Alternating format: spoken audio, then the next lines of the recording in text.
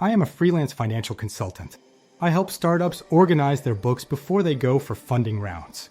It is high-pressure work involving very sensitive numbers. I spend a lot of time working from my home office, but sometimes I need a change of scenery to focus. I have a favorite coffee shop downtown. It has good coffee and comfortable chairs. One Tuesday morning, I went there to finish a valuation for a tech company. I opened my laptop and the list of available Wi-Fi networks popped up. I saw the shop's name right at the top. It said, Main Street Coffee Free. I clicked connect. It didn't ask for a password, and I thought, great, less hassle. I logged into the client's cloud accounting platform. I logged into their bank portal to check some transaction records. I worked for 3 hours and felt very productive. I didn't know that the real Wi-Fi for the shop was actually called Main Street Guest, and it required a code printed on the receipt. The network I connected to was a fake. It was what security experts call an evil twin.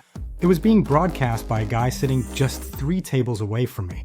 He was running a program that intercepted my connection, everything I typed, my usernames, my passwords, the client's financial data. It all passed through his computer before it went to the internet. He captured everything. I packed up and went home, feeling good about my work. The next morning, the client called me screaming. Someone had logged into their bank account overnight and wired out $40,000. Because the login came from a device that looked like mine, the bank didn't flag it immediately. I was devastated. I had to explain to a struggling startup that I was the reason they might miss payroll. I lost my insurance coverage. I was sued for negligence. My reputation as a trusted advisor was destroyed in one afternoon.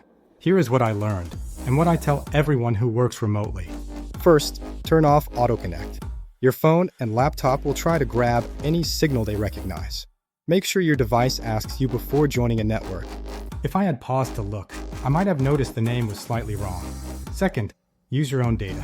Data plans are cheap these days. If I am doing sensitive work, I never use public Wi-Fi anymore. I use the hotspot on my phone. It is slower, yes, but I own the connection. I know who is controlling it. And third, use a VPN. If you must use public Wi-Fi at an airport or a hotel, you need a virtual private network. This creates a secure tunnel for your data.